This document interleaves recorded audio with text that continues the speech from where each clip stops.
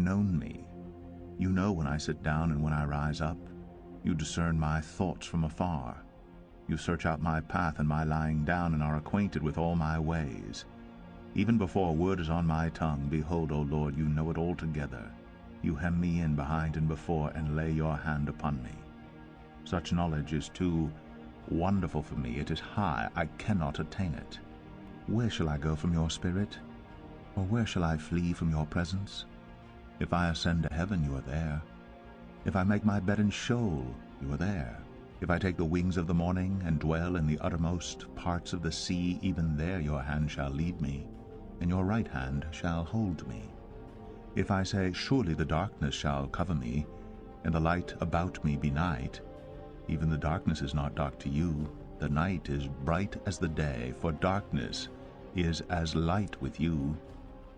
For you formed my inward parts. You knitted me together in my mother's womb. I praise you, for I am fearfully and wonderfully made. Wonderful are your works. My soul knows it very well. My frame was not hidden from you when I was being made in secret, intricately woven in the depths of the earth. Your eyes saw my unformed substance. In your book were written, every one of them, the days that were formed for me, when as yet there were none of them.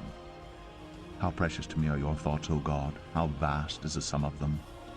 If I would count them, they are more than the sand. I awake, and I am still with you.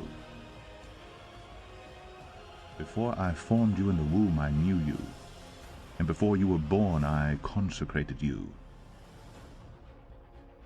Train up a child in the way he should go. Even when he is old, he will not depart from it.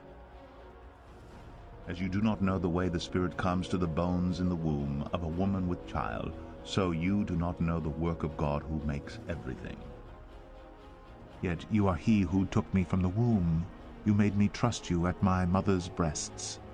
On you was I cast from my birth, and from my mother's womb you have been my God. You shall love the Lord your God with all your heart, and with all your soul, and with all your might. And these words that I command you today shall be on your heart. You shall teach them diligently to your children, and shall talk of them when you sit in your house, and when you walk by the way, and when you lie down, and when you rise.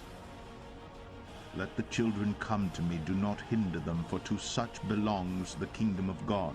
Truly I say to you, whoever does not receive the kingdom of God like a child shall not enter it.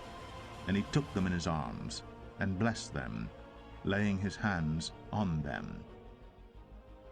At that time the disciples came to Jesus, saying, Who is the greatest in the kingdom of heaven? And calling to him a child, he put him in the midst of them, and said, Truly I say to you, unless you turn and become like children, you will never enter the kingdom of heaven. Whoever humbles himself like this child is the greatest in the kingdom of heaven. Whoever receives one such child in my name receives me, but whoever causes one of these little ones who believe in me to sin, it would be better for him to have a great millstone fastened around his neck, and to be drowned in the depth of the sea.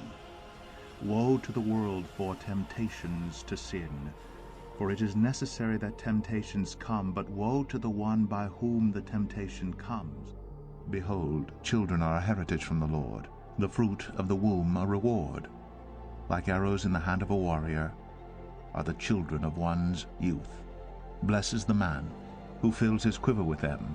He shall not be put to shame when he speaks with his enemies in the gate.